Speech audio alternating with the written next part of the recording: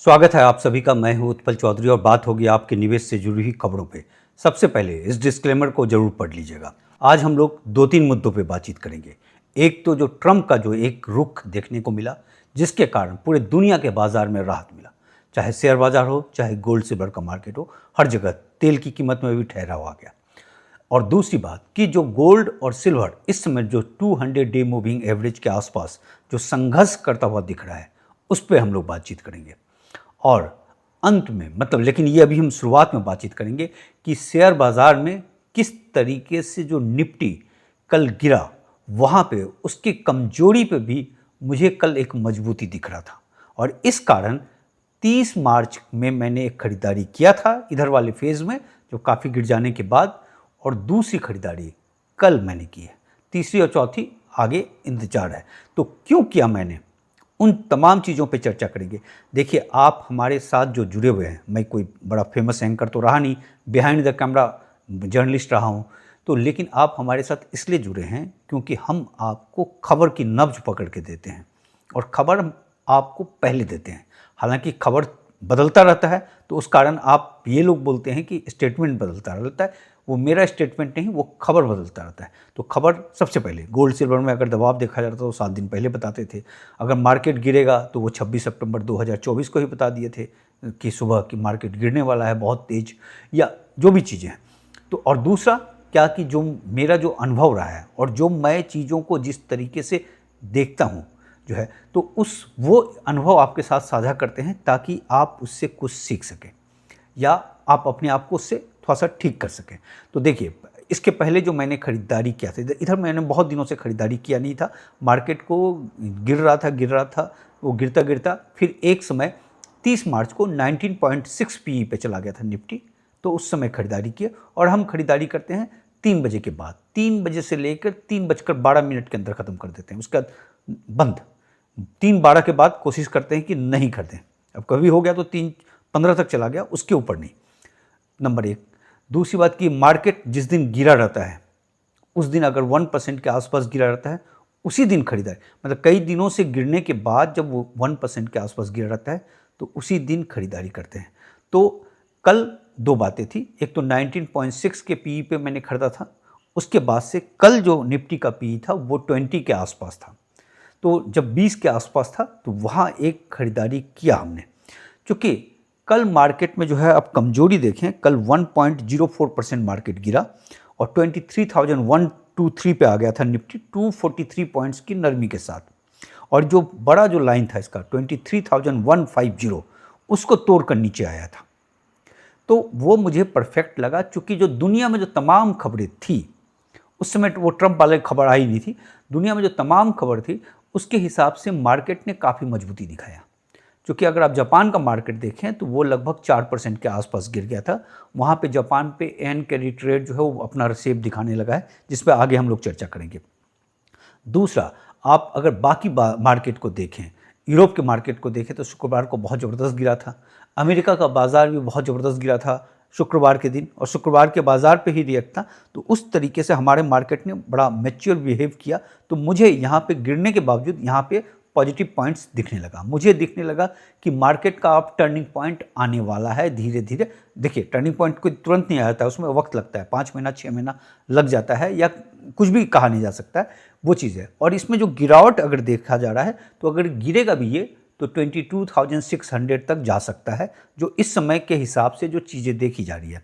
अगर वो जाएगा तो 2 फेज है, 2 फेज और खरीदना बाकी है। तो जो है, हमने अभी जो भी किया है, हमने 4 चंक पे बांट दिया है। 25% हमने उसमें खरीदा था, 25% कल खरीदा है, बाकी 25% आगे 2 बार खरीदेंगे। अगर मार्केट गिरा तो, नहीं गिरा तो फिर उसको अलग तरीके से सोचा जाएगा। तो वो खरीदा। अब देखिए, हमारा जो मार्केट है, देखिए 26,222 पे जो गया था 24 मार्च 2024 को, उसके बाद से मार्केट नीचे गिरा हुआ है, लगभग 9-10% के आसपास नीचे गिरा हुआ है। लेकिन अगर अब तमाम दुनिया के मार्केट, और इस दरमियान भागा नहीं, ये जो फेज था 2 साल में, यहाँ भागा बिल्कुल नहीं। क्योंकि आप इसको देखें, ताइवान का मार्केट जो है वो तेज भाग गया, काफ़ी तेज भागा इस दरमियान। कोरिया का मार्केट बहुत तेज भागा और बहुत तेज बिकवाली भी हो रही है, और दोनों मार्केट ने बिल्कुल अपना पिक बना लिया इस दरमियान। और ध्यान रखिएगा कि ये जो पीक बना है इसमें एआई के कारण बढ़ा, इलेक्ट्रॉनिक्स के आइटम्स के कारण बढ़ा, एफआईज का पैसा गया। अब जापान के मार्केट को देखें तो जापान का मार्केट ने पीक बनाया था 1990 में, और उस पीक को तोड़ने में उसको 32 साल लग गए थे, 32-33 साल लग गए थे। उसके बाद से 2023 में आकर उसने लास्ट में तोड़ा था, उससे ऊपर निकला जापान का मार्केट। अब चीन के मार्केट को देखें तो चीन का जो बाजार था उसने 2007 में जो है पीक बनाया था, लगभग 5552, और अभी भी चीन का जो संघाई बाजार है वो 3959 पे चल रहा है। यानी वो जो था लेवल वहाँ अभी तक नहीं पहुँचा है जो पिक बनाया था। तो ये जो बना है ताइवान और कोरिया, ये सब यूफोरिया वाला मार्केट बना। हमारे मार्केट में ऐसा कुछ आया नहीं। हमारे मार्केट से एफआईज गया, और एफआई जिस रफ्तार में गया, 3 लाख करोड़ से तो ऊपर इसी साल बेच दिया। तो जिस रफ्तार से गया, पिछले साल भी उतना ही बेचा था, उसके पहले भी 2024 में जो है 1.5 लाख करोड़ के आसपास बेच दिया था, मतलब 6-7 लाख करोड़ का उसने माल बेच दिया अब तक। उसके बावजूद भी मार्केट जो है सिर्फ 9% के आसपास गिरा। तो जो रिटेल बंधु हैं उसका फ्लो बहुत तेज आ रहा है।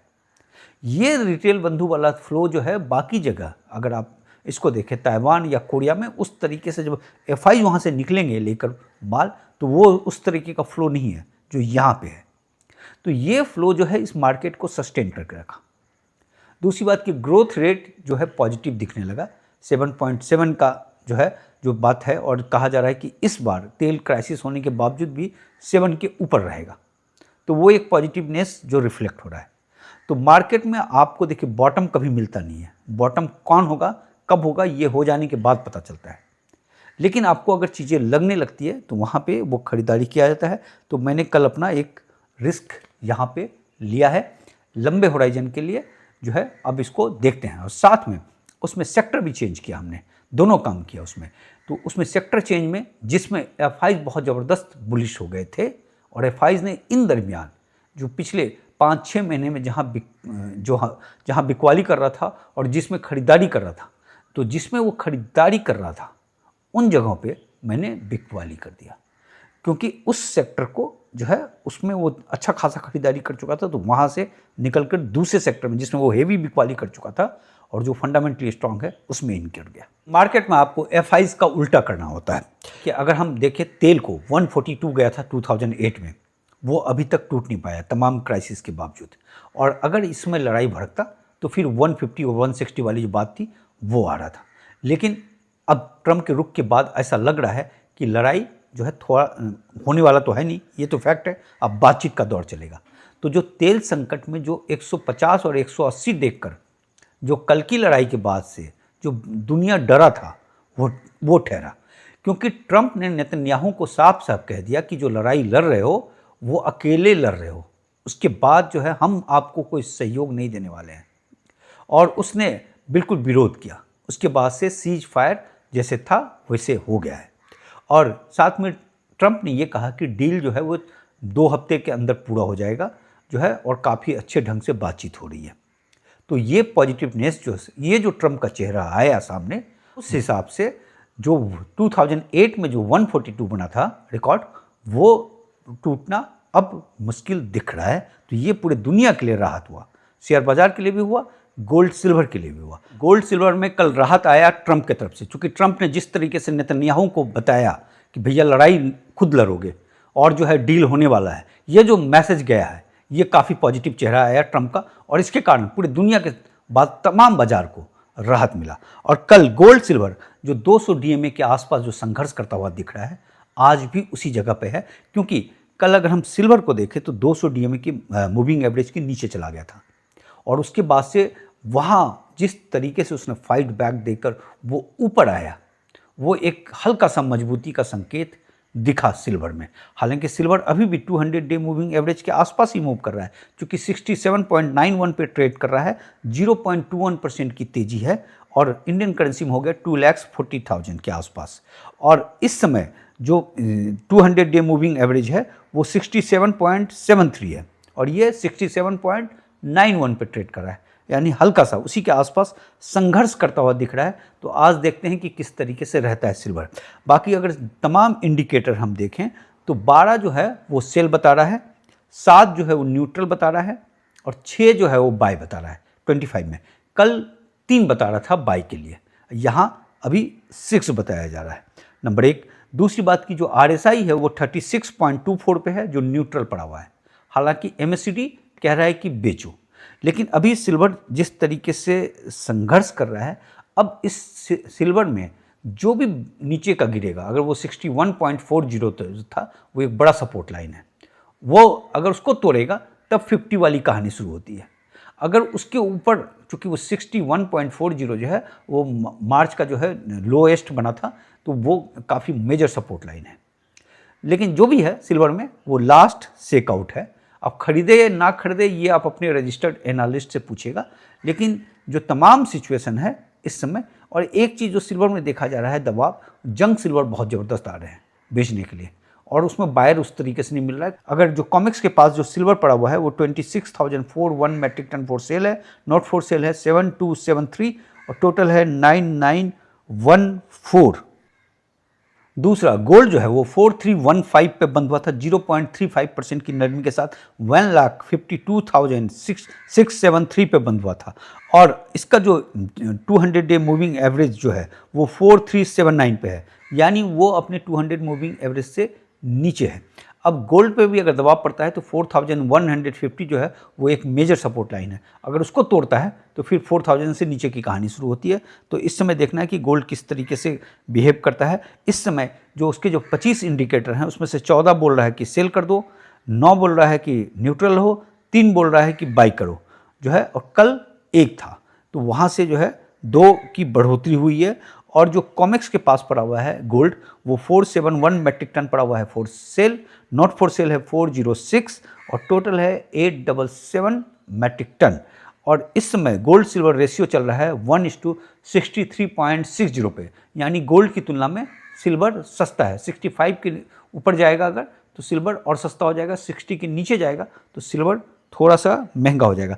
अब गोल्ड को जो चीज़ें सपोर्ट करेगा इस समय, देखिए सबसे पहले बात की, इस समय फेड का जो बैठक है वो 16-17 जून को है, तो वहाँ पे पहले था कि जिस तरीके से जॉब डाटा आया था उसके बाद से लगा था कि रेट जो है वो बढ़ जाएगा, लेकिन जो जॉब डाटा आया है उसकी सच्चाई सामने आ गई। वो जॉब जो बढ़ा है, जो 85,000 के आसपास जो जॉब कहा जा रहा था और बढ़कर 1,72,000 हो गया, तो वो इसलिए हो गया कि फुटबॉल का विश्व कप हो रहा है अमेरिका में, जिसके कारण जो है जो लेबर फोर्स होटल में है, इन तमाम जगहों पे जो आएगा तो उसके कारण नौकरियां मिली हैं। लेकिन ये फुटबॉल का मैच जो है जून से शुरू हो रहा है और जो है जुलाई में ख़त्म हो जाएगा, उसके बाद से ये नौकरियां जा सकती है। चूँकि ये जो नौकरी क्रिएट हुआ है ये सिर्फ फुटबॉल के कारण क्रिएट हुआ है, ये परमानेंट नहीं है। और जो चीज़ें देखी जा रही है कि अमेरिका का बजट घाटा है ही है, 6 और 7% के आसपास है। और तो इसके बाद जो रेट कट का जो था कि रेट कट हाइक का जो चांस था वो 8.26% जो था पहले, वो बढ़कर चला गया था 12.6% इस जॉब डाटा के आने के बाद से, तो वो फुस हो गया है। और इस समय कहा जा रहा है कि जो रेट में जो कट है उसका चांस है 3.6%, मतलब कोई कट नहीं किया जाएगा, ना हाइक किया जाएगा ना कट किया जाएगा, और सेम रखने का आ गया है 96.4, यानी जहाँ है उसी जगह पे छोड़ दिया जाएगा। तो अगर जिस जगह पे है छोड़ दिया जाएगा तो वो गोल्ड सिल्वर के लिए जो कंडीशन है वो एज इट इज़ रहेगा। अगर बढ़ा दिया जाता तो वो उसके लिए नुकसान हो जाता, और अगर कट कर दिया जाएगा तो वो उसके फेवर में चला जाएगा। लेकिन जो दूसरा पहलू है कि जो इन्फ्लेशन का डाटा आने वाला है कुछ दिनों के बाद, जो 3.8 था, अगर वो 4 से ऊपर चला जाता है तो गोल्ड सिल्वर को फिर मजबूती दे देगा। जो जापान का जो एन कैरी ट्रेड है वो जो है अपना रंग दिखाना शुरू कर दिया है, तो वो पैसे मार्केट से निकल रहा है, ठीक। तो उस पैसे से भी एक जो है दबाव देखा जा सकता है कि वो पैसा भी अगर गोल्ड सिल्वर में लगा होगा, शेयर बाजार में तो लगता ही है, अगर लगा होगा तो वो एक दबाव आएगा। तो इस समय जो है तमाम चीज़ें गोल्ड सिल्वर के साथ संघर्ष करता हुआ दिख रहा है। देखिए जापान जो है एन कैरी ट्रेड से जो है $7 ट्रिलियन, मतलब 675 लाख करोड़ रुपया उसका बटा हुआ है। अब इंटरेस्ट रेट बढ़ जाने के कारण वो उस तरीके से फ़ायदेमंद रहा नहीं। अब फ़ायदेमंद रहा नहीं तो ये पैसे जहाँ लगे हुए हैं वहाँ से बिकवाली हो सकती है, निकल सकता है। तो जो शेयर मार्केट में जो गिरावट है उसका एक रीज़न ये भी है। साथ में अगर ये पैसा गोल्ड सिल्वर में भी लगा होगा तो वहाँ से गोल्ड सिल्वर की बिकवाली देखी जाएगी, वो निकलेगा। अब गोल्ड सिल्वर के लिए नेगेटिव पॉइंट्स ये हो जाएगा। और लेकिन दूसरी राहत हो गया कि जो ट्रम्प का जो रुख हो गया और तेल संकट जिस तरीके से थमा, क्योंकि तेल संकट सबसे ज़्यादा नुकसान कर रहा था, तो वो एज इट इज़ कंडीशन में रह गया।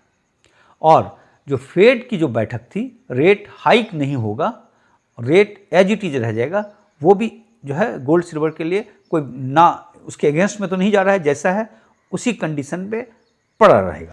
तीसरा हो गया अमेरिका का इन्फ्लेशन, जो कि उम्मीद है कि बढ़ कर आएगा, और अमेरिका का इकोनॉमिक कंडीशन जिसमें कि उसको अभी $8 ट्रिलियन के आसपास जो है जो शॉर्ट टर्म कर्ज है उसको या तो चुकाना है या फिर रोल ओवर करना है।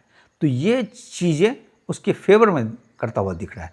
तो इस समय टाइटनेस है गोल्ड सिल्वर में और 200 डे मूविंग एवरेज के आसपास मूव करता हुआ दिख रहा है। तो ये अगर गोल्ड सिल्वर में मान लीजिए गिरावट भी आ गया, 200 मूविंग एवरेज डेज के आसपास जो स्ट्रगल करता हुआ दिख रहा है, अगर शार्प नीचे गिर गया तो जितने कंडीशन हैं वो उसके फेवर में है, जो उसको फिर पुल बैक करके फिर वापस 200 डे मूविंग एवरेज के ऊपर पहुंचा देना चाहिए, ऐसा प्रतीत हो रहा है। अब देखते हैं, बाजार है, बाजार में 100% कुछ भी नहीं कहा जा सकता है, तो क्या रहता है उसके हिसाब से चीज़ें आपको बताया करेंगे। बस इतनी ही बात है, कल मिलते हैं और प्लीज़ चैनल को लाइक और सब्सक्राइब जरूर किया कीजिएगा।